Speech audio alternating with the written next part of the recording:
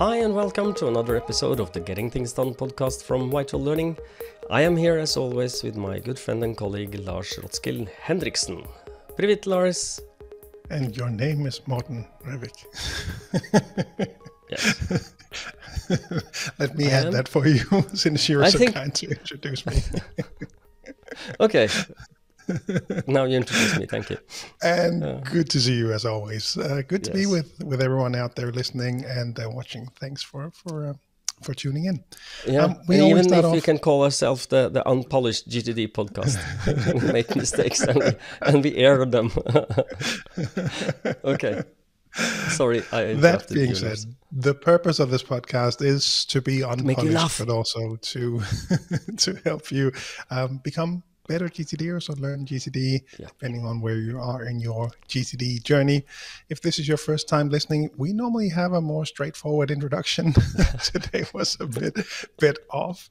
But if this is your first time, again, thanks for tuning in. If you're new to GTD, we recommend you go back and listen to episodes 1 through 6 to get an introduction to the basics of getting things done, the 5 steps.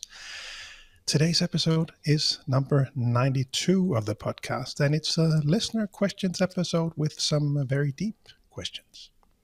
Yes, indeed. There is about, we received an email with 2 questions, one regarding ADHD and another about alcohol. So this is going to be the ADHD alcohol episode, maybe, or at least I hope they can be separated in some sort. You want to read the question, Lars? Yes, let me do that. The email read, "Hello, Lars and Morten. I have enjoyed listening to your podcast a lot. The dynamic between you two creates such a familiar feeling that I always find myself smiling uncontrollably while listening." Happy to hear that. Perhaps that comes back to the unpolished stuff that we started talking about. He says... He says, "I wanted to ask you about a detail regarding the GTD summer camp as well as suggest some topics for the show. He won't be able to attend, he described, but he's looking out for tickets for next year. So how will he know? Well, send me an email. I'll add you to the list to get notified when we set up next year's event." So that was the first question, not to be further discussed, I think. As you said, man, he had the 2 questions. So I think we'll just dive into the first one and then we'll answer that and then go on to the second one. The first one says, "I got into GTD around 3 years ago as a junior software developer, and I felt like I could not keep up because of my ADHD. Having GTD helped me keep my head empty from both personal and work-related things, which was a profound help to my focus and organization in general. I'd love to hear what you talk about your experiences when coaching people with ADHD or where you have seen these 2 subjects connect out in the wild. I think it would help adjust my practice and hopefully expose other ADHD people to GTD." So I think, Morten, you probably have the most experience with this topic. Yeah, because I think maybe I have a bit of ADHD myself when it comes to think of it. At least, but just to take a step back for people listening, that neither Lars or I have any medical education or experience with anything that we discuss. So when we talk about topics that might be of medical nature, it's you and Lars and I are trying to draw on our experience and share that with you. This is not any medical advice at all. So with that disclaimer said, I think that it might be good for us to take a step back and ask ourselves, what is ADHD? So attention deficit hyper disorder is the abbreviation, ADHD. And what I understand of this is that it is very multifaceted. You are, one person having ADHD does not mean that the second person have the exactly same experience.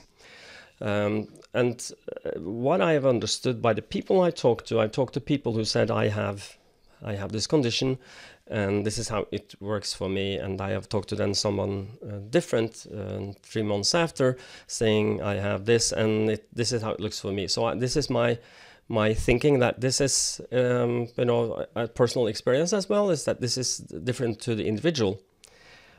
But if you look at if a general the AD of ADHD is attention deficit, is that you have problems directing your attention. Your attention is fragmented. It's pulled on at all times. And if that is you, then GTD might help you by helping you to remove the unnecessary distractions. And I want to touch also on what I understand is that if you want to get a person with, the general idea of people with this condition is that they have attention deficit, but they are also very creative, and they work very well under pressure. Actually, they may need some pressure to get their stuff done. At least that's my experience. So that might be a good idea to talk about getting things done, how you can also use GTD as removing things from your brain, but at the same time you can create pressure for yourself so that you actually get stuff done. And if I turn to you, Lars, maybe we should just or you could do a little recap on the capture part of getting things done, so that new listeners and old listeners can get a little recap on what is capture. Why do we capture, and how? Yeah, well, all the stuff that shows up, whatever grabs your attention, we want to capture that somewhere on paper. We want to capture it using a digital recorder of some sort, an application on your phone, whatever it might be. Capture it digitally on your lists. Whatever has your attention, we want to grab that so we can take that through the process of clarifying and organizing it into the system, into the appropriate places. And I'm reminded by, I think it was Carl Ivar, who is a trainer and coach in Norway and Germany. He explained it, in a way that he said that he had experienced it as if the TV was on with all the channels at once and you didn't have the remote. So exactly. There can certainly be a lot of capture to take place there. But now we are giving you at least one remote, so you can turn off one of the channels that you can turn off. Is some of the ideas. Yeah, exactly. Okay, so the idea with capture is that you will, if you have this head full of things, all these voices, all the channels on all the time, the entire time you're having this chatter going on in your brain, and some of these chatters are just background chatters, part of having ADHD, and then the idea with getting things done is that you can take, at least for those channels you can just shut off, you can shut them off. For instance, I must buy milk. I need to send Bob that email, or I have to not forget plan the vacation this year. And all this would maybe worry things that is inside your brain. Get them out, write them down. Just basically find somewhere to write them down by paper or by some app, and as Lars said, and then just look at them later and decide what you need to do with them, and that would quiet some of the chatter down. And then the second thing that I was reminded of, that I mentioned, is the need for crisis. I understand that some people with the condition really need pressure to function at their best, and then the idea could be that you create some pressure by, for instance, you can use your calendar as a tool for create pressure. Is that in this 45 minutes time I'm going to press 1.5 hours of work on this project. I want to finalize this project, and then create that deadline maybe in your calendar, because calendar is more of a commitment than your lists. and then just say that now I will finish this. And I said initially that I might have a little of this myself, is that I use that trick myself, just to, now it's focus time for this thing, and I'm not going to be distracted. This is what I'm doing right now. And I think you have, if you've not done it all the time, Lars, you have tried that, haven't you? Well, I have, things that I certainly block time for in my calendar. I continually have this dialogue with myself, or battle, whatever you want to call it, in making sure that I get the right things done at the right time, while at the same time also, moving forward on the things that have to get done, as opposed to the things that I might want to do in that specific moment. So for me, it's continually a balance in how I want to be presented with the different options that I have on my list. So in some cases, yes, I will certainly use the calendar to make sure that it happens. And in some cases, I'll see if I can, in some other way, force myself to get the right things done at the right time. Well, one of the things that I've been thinking of in the tail of this is that if you want to create a crisis, you need to tell someone that you are going to finish this. And maybe the stakeholder, the person who wants you to deliver something, just tell, it will be finished at 12 o'clock today. And then schedule too little time, so you are on a real tight pressure, and then your brain will go into focus mode, that rabbit hole mode where you can really get stuff done.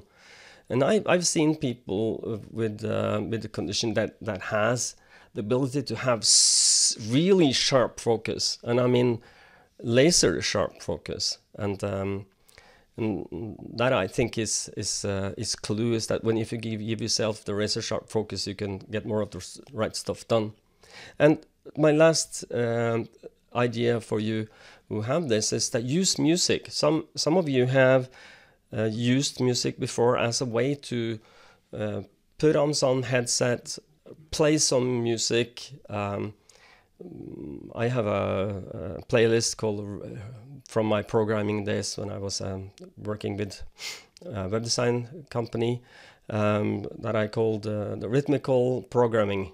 And my list is then played. It's a rhythmical, it's dance music, without, or more or less without any lyrics at all, but music I know well.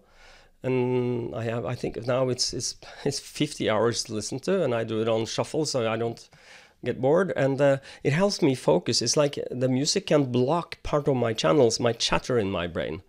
So if I have put music on, it helps me to focus. I don't know, do you have the same thing, Lars? Well, right now I'm just focused on Morten's 50-hour dance music playlist. I really want to see that. I want to listen to that. Okay. I use that sometimes. I think where I most recognize it, I'll use it at the office sometimes as well to stay focused. Other place could be running for me, where I will vary from podcasts and audiobooks to, if I want to speed up, like I did yesterday, I'll put on the new Metallica album, and then I will run just slightly faster when I need to stay in that mode. But yeah, go ahead. No, I was going to ask you if you use it, as I told you, or that I suggested, that you can use it to block out your brain. Does that happen? Yeah, I or think is this so. For distraction? I think so. And it's just, it's a mood setting mechanism as well, that, I want to be efficient. I want to, be ready. I want to, get some things done. So for me, it might be just a variant of what you're saying, but that's, I think that's mainly how I use it. But it's a good tip. I see it across the, and just taking a step back, I have worked with a few people diagnosed with ADHD as well. I know multiple GTDers in the Danish GTD community that benefit greatly from GTD. And like you said, music can be a great help. And I think overall the best tip that I could give was to explore what works best for you in your ability to maintain focus. So that might be music. Some people really focus much better when there's music on. I think, I don't remember who said it, but someone liked actually this 80s game music. So that might be a variant of what you said with the dance music. But really explore and, see what works for you. And like I noted down, it really goes for all of us. It's a big spectrum. We're all somewhere on that list, and really We are. play around with what works for you. Yeah, and I would recommend. I would like to ask you, if you are a person who have why can't I say this? ADHD. It's kind of like stuck in my mouth. But if you have that thing and you recognize that, or maybe even you have that diagnosis, then and you have some tips based on getting things done, or you want to contradict what I'm saying or Lars are saying, please email us, because we want to learn more about this. This is Absolutely very interesting for us, because we meet people who have this, and we want to be better teachers and coaches, and it helps us to understand you better. So podcast at VitalLearning.dk, podcast at VitalLearning.dk, please. Yeah, that's the one. That's the one. And also, music is one thing, and also play around with the visualization of the system. And that's, again, we're all on that spectrum somewhere. I've played around with that as well, with having different colors and use when I was using Todoist, for example.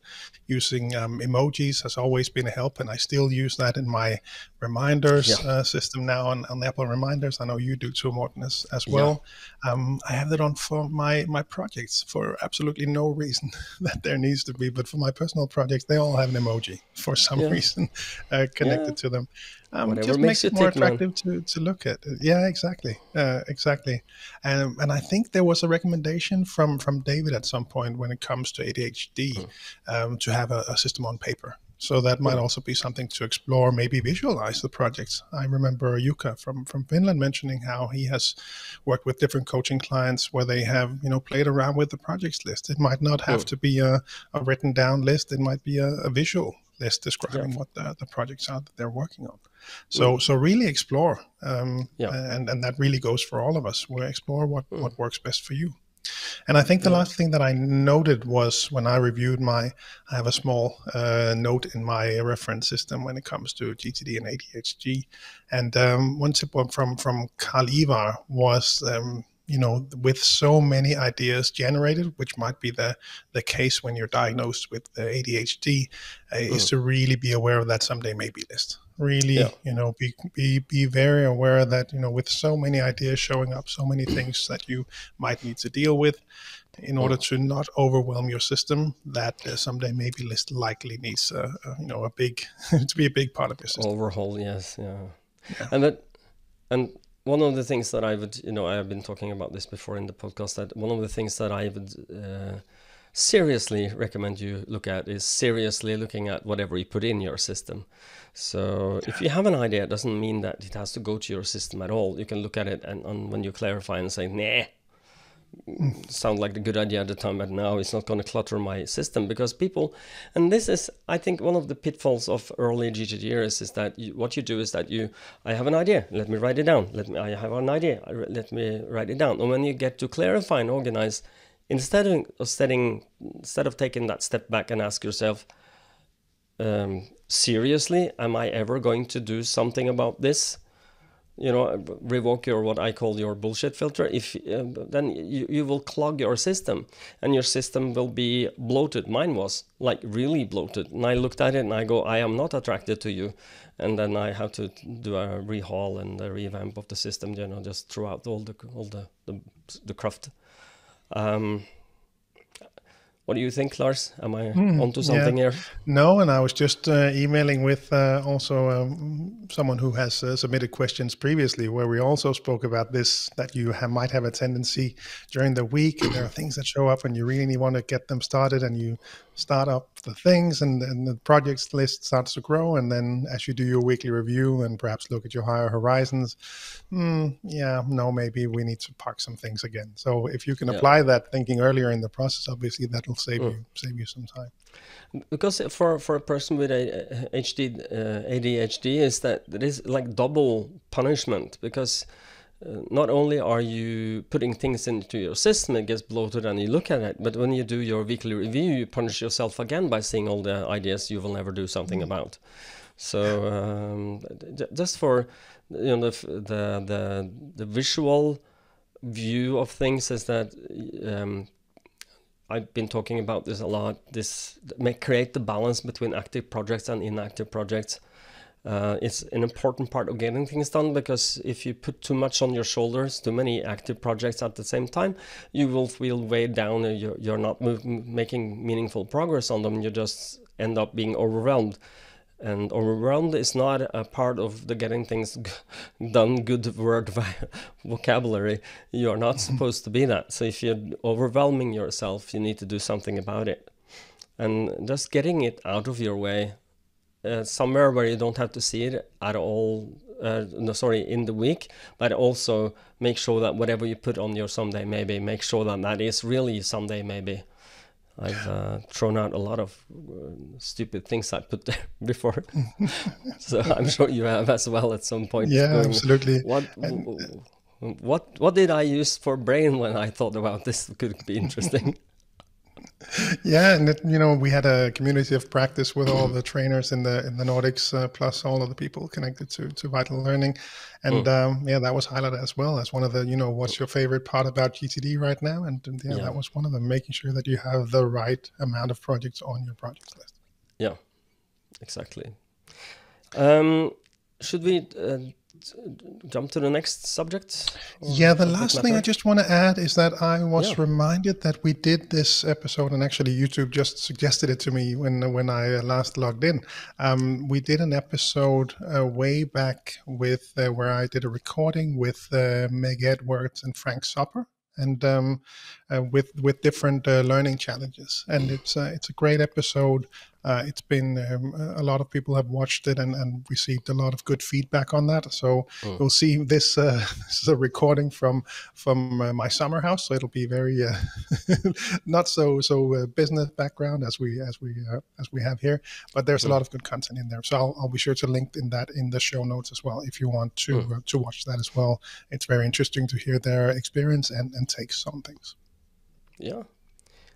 And, Meg Edwards is a very interesting person. So I'm sure she have a lot of things to say about that. I don't remember if I have actually listened to that. I have to do that. Well, you'll find it in the show notes. Yes, exactly. So, okay. New topic? The other question was... He says, I've been thinking quite a lot about addiction, more specifically alcoholism, for the past week. My mother is an alcoholic who has recently fallen off the wagon and is back in rehab. She works incredibly hard on staying sober, and we're all with her in the fight as much as we can. However, I can't help but think that GTD could help her for the same reasons as it helped me in topic 1, to clear her head of the mundane things so that she can focus all her energy on fighting her alcoholism. I wonder if this is something you have any experience with, and in that case, it would be very interesting to hear more. Okay, do you want to go first, Lars? Well, maybe just start off with just, thank you so much for sharing such a sensitive topic. I think I speak for both of us when I say that we, really appreciate sharing this with us and to pick this up in the podcast. So thanks for the trust in us on that one. It's from a GTD perspective, I think it's a very interesting topic as well. How do we GTD topics such as addiction, both with regards to dealing with the addiction itself and also how a clear mind might help. I think he's spot on by saying that, that clear mind will help get rid of that day-to-day stuff. So you have the ability to perhaps focus on the bigger picture. So I think that's really an important aspect. And, the more experienced you are with GTD, the better this will get, because, starting with the basics, that's a great thing. But there's really a lot of value in also identifying the higher horizons, the bigger why behind why you're doing all of this, because that's where you find the motivation for all of this. So I think if I were to, take the perspective of my own system, a good starting point for me might be my areas of focus to identify on that level. That's where such topics might show up, and when I spot something that I want to do something about, then that might trigger projects, might trigger next actions on my lists or in my calendar. I also have some extra checks in my my weekly review checklist. So again, this really comes back to expecting that this is a GTDer that does their weekly review on a probably weekly basis. But I have on my weekly review checklist these habits that I have in progress or working on that I want to make sure happen. So these are, as I was reflecting on it when we were preparing for the podcast, it might actually be sort of a short list for my areas of focus or some things that I have extra attention on, that actually goes on a customized weekly review checklist for me as well. So that's sort of two places where I would look to establish that. I don't know how you would perhaps go about it. No, I think that you are touching on the horizons of focus is an important part, because fighting an addiction is that you're fighting a part of yourself you don't feel you have control over, and or something takes control over you, and to horizons of focus, areas of responsibility is of course one part to look at, but to look at your life. Why are you on the planet, and what would you want people to remember you for? What's your values? What's your principles? And very, very, very seldom I will guess some person will say that my highest value is to drink myself into an early grave and destroy my family. So, which is often what I've seen with alcoholism, the dire consequences of alcoholism. And so just to recognize that really, is this within my value set, and if not, am I going to do something about it? And if you decided, and it looks like our writers, our listener's mother has decided to fight this, and but use all the tools in the box, which means why I want to fight this, what is in for me. That might be questions, as many whys until you get to the end of it. So and just to ask yourself, why do I want to fight alcoholism? Why do I want to quit this? And then answer those questions as good as you can. And then write it down and put it on the fridge, put it on everywhere where you see it, so you will be reminded of why am I doing this quitting. And then secondly, I do agree that life in itself can be very difficult, and there will be life changes that will come at us, all of us. And if you are, in addition to have maybe a job and maybe a little bit of a stressful life in general, if you then get alcoholism on top of that, that doesn't sound like a good I wouldn't say idea, but a good way of handling your life. And but you can then engage more, and because this is my theory. Alcoholism is physical. It's a physical addiction, and as well as a mental addiction. So, and I think that the physical addiction is something you can't fight. You can fight it with some medicine. I think this is not my areas of expertise at all, but I think the mental addiction, where you when do you start to drink? And I don't I've never been in a place where I can say that could consider myself an alcoholic, but when do you treat yourself as something that's soothing? Because this is just the same as eating too much, smoking pot, doing something that is not good for you, doing drugs.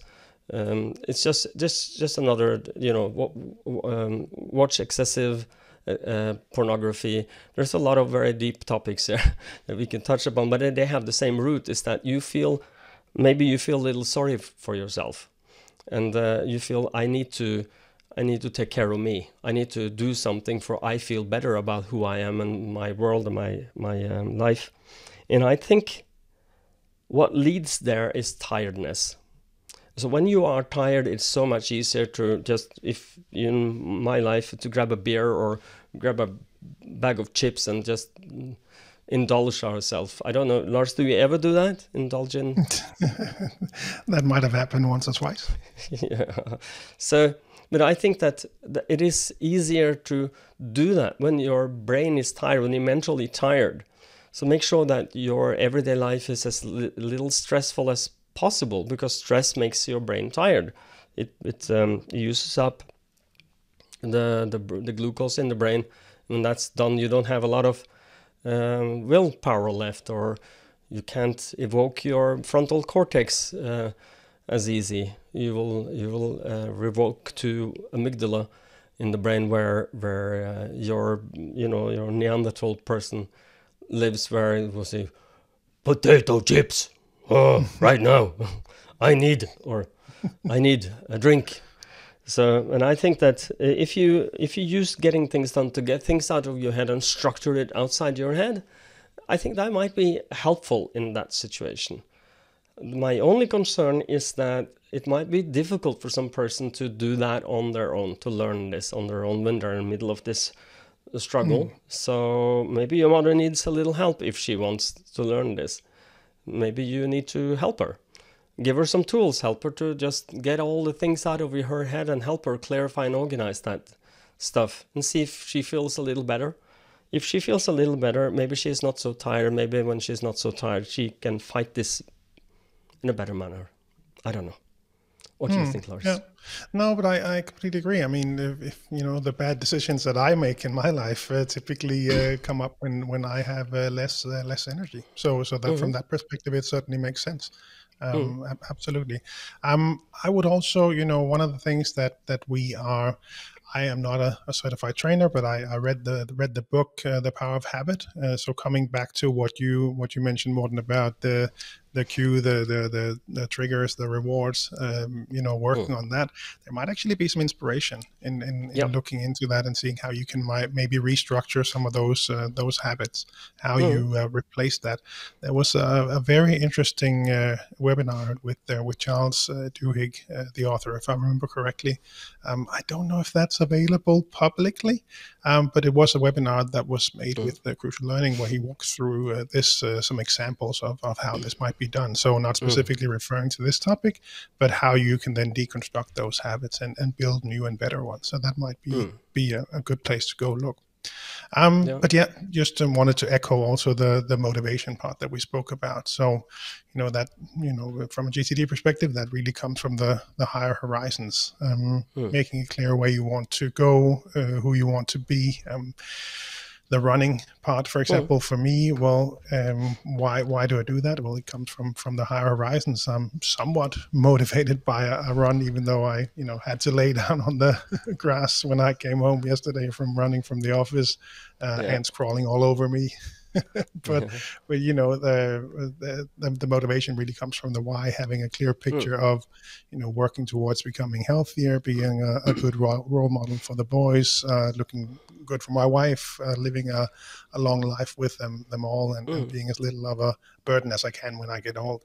That's in the end what gets me to put on the running shoes. Exactly.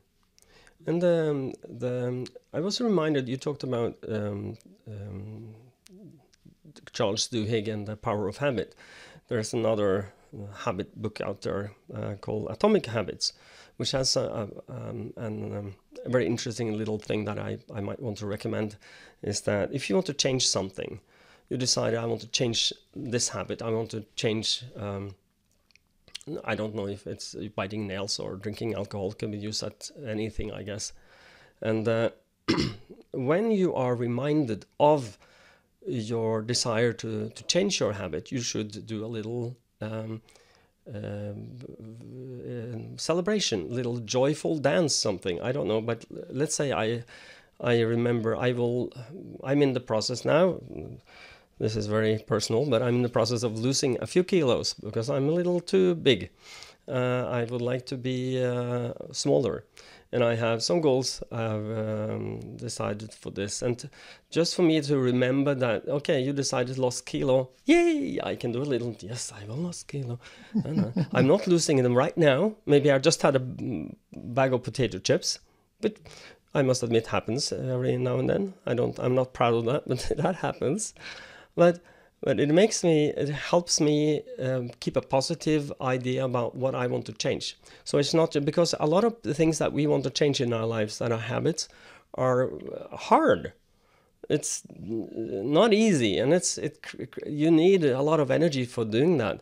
And to give you any, like you and I, we use, and this is on the subtle level, you use emojicons on your emojis in your to-do list for being more attracted to your project. Why do we do that? Because it's a trick in the book. We know it works. So if you want to try celebrating that, you remember, yes, I'm going to fight alcoholism. I'm going to be sober. I'm going to be sober, and that's going to be great. And just remember being sober, being great, feel good about it, and make a little celebration might be something you want to try. What do you think about that, Lars? Yeah. No, I seem to remember that as well from other presentations. And again, these small tricks, they just they work. Silly as it may sound, they actually do work. And there's so many things that we learn about getting things done throughout our journeys. Lars, I'm sure you will agree with me, are a lot of small dons, because it's like when you understand why it works, you go, okay, why didn't I do this all along? But it is, as David Allen would say, that everybody will recognize common sense when it comes and kiss you on the forehead. And hopefully we have given you a little bit of common sense approach on these very difficult topics today. So I hope that we provided some value for you. Yeah, absolutely. He finished off the email by saying, "Thank you both for making this amazing podcast, and I look forward to following you and future episodes." And again, thank you so much for sharing these sensitive topics. Really appreciate it, and hopefully there was some food for thought that you might be able to use going forward. Yes. If anyone else have questions, big or small, like Morten said, podcast at VitalLearning.eu. Exactly. That's the place to send. Yeah. And do like and subscribe. This is my like us in your podcast app. I'm not saying this to spite someone or feel that I'm superior or something, but we must be allowed to celebrate is that we have better star rating than the official David Allen Company podcast. Just saying. As always, I'll leave the bragging to you, Morten. Yeah, I do that. But if you like what we do and we find some value in listening to us, like and subscribe on not on Facebook, but on YouTube, and give us a rating on in your podcast app, and maybe you can recommend this to someone else so that we grow. We are getting close to a milestone when it comes to downloads. So thank you for listening, and like and subscribe. Will you take us out, Lars, before I continue? Yeah. So we always wrap up these episodes with a quick reminder. Head on over to VitalLearning.eu. On that website, you will find more information about the different things that we offer, getting things done, crucial conversations for mastering dialogue, for accountability, the power of habit as well. And you'll find links to each of the country websites there as well. Book meetings with us to learn more about what we can perhaps help you with. If you're outside the Nordics plus, head on over to cruciallearning.com to find your local partners. And lastly, the summer camp is fast approaching, June 17 to 18. GTDsummercamp.com. You'll find more information there about the program, which is being sent out as we speak, I think, when we're recording this episode. Really looking forward to seeing those of you there who will be able to attend. Yes, indeed. And if you can't join next year, send Lars an email at lars@vitallearning.eu.